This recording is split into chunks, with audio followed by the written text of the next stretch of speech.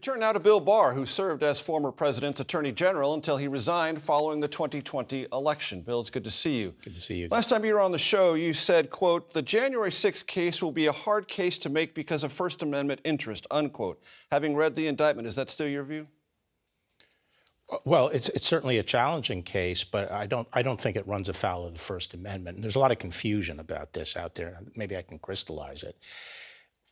This involved a situation where the states had already made the official and authoritative determination as to who won in those states, and they sent the votes and certified them to Congress.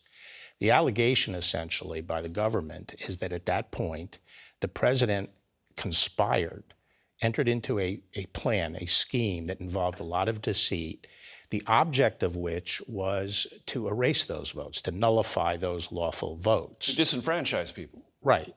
And there were a number of things that were alleged. One of them is that they tried to bully the state authorities to withdraw their certification by citing instances of fraud. And what the indictment says is the stuff that they were spouting, they knew was wrong and false.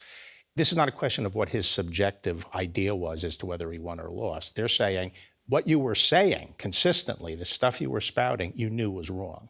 But it's not, if that was all it was about, I would be concerned on First Amendment front. But they go beyond that, and the other elements were the substitution of bogus panels that were not authorized panels to claim that they had alternative votes.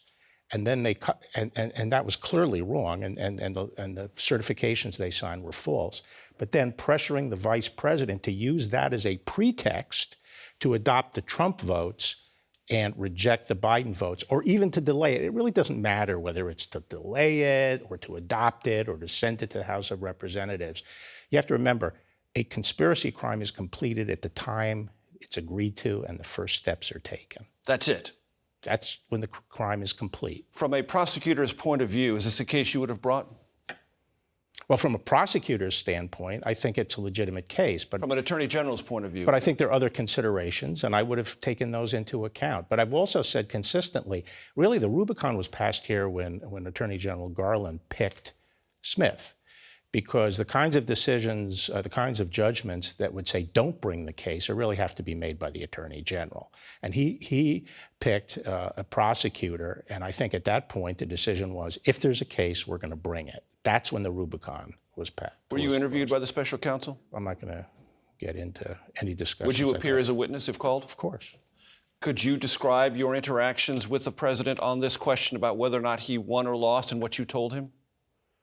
Well, I wasn't discussing, well, I go through that in my book in painstaking detail, but on 3 occasions at least, and I told him in no uncertain terms that there was no evidence of fraud that would have changed the outcome. One of those associated with the Trump defense team has said if you were called as a witness, they would cross-examine you and pierce all of that by asking you questions that you couldn't, to their mind, credibly answer about how thorough that investigation was that led you to tell the president what you told him. How thorough was that investigation?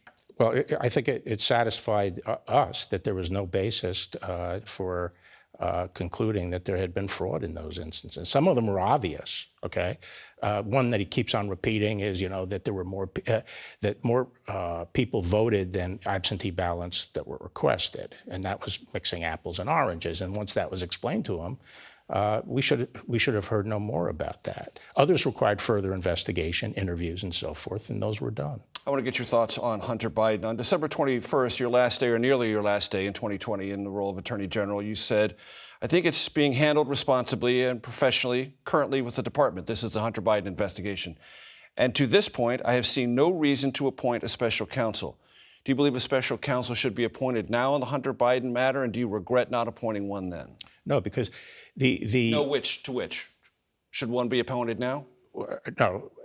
When I was the attorney, in order to appoint a special counsel, you have to have a conflict, or should have a conflict of interest. I had no conflict of interest investigating Hunter Biden. If there was a conflict, it would be Garland's, and he had to make the decision when he took office as to whether or not it could be fairly handled in the department or whether or not a special counsel was necessary. I felt that if I prejudged that and preempted his decision, it would actually set things up that he would have probably, or the administration would have just canceled the investigation. And I felt he would keep our U.S. attorney in place. But once Garland came in, he had the responsibility of determining whether a thorough investigation was being done and was being done fairly. Do you believe a thorough investigation has been conducted? Well, I did agree with the House Republicans that there was a time where he should have appointed a special counsel. Is that time passed? Well, practically it may have passed because there's not very much time to get to the bottom of things unless Weiss has been doing it conscientiously. And we have to hear from Weiss as to what he's done. The U.S. Attorney in Delaware. Yes. Do you believe, as you said earlier, that there was a lot of shameful self-dealing and influence peddling in regards to Hunter Biden? And if so, do you believe those are criminally prosecutable actions? Okay, well, one thing I stress is those are two different questions, right? And, things can be shameful without being illegal. And I think it's grotesque, the cashing in on the office like that, apparently. But I think it's legitimate. It has to be investigated as to whether there was a crime there.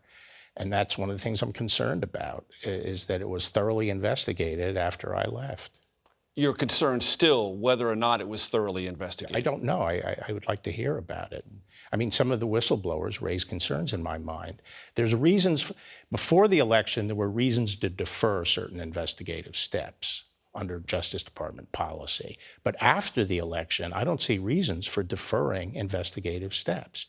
And apparently someone said it was the optics. Well, what are the optics, after the election? That it was the president-elect's son? That's not a reason not to investigate. William Barr, we thank you for your time very, very much.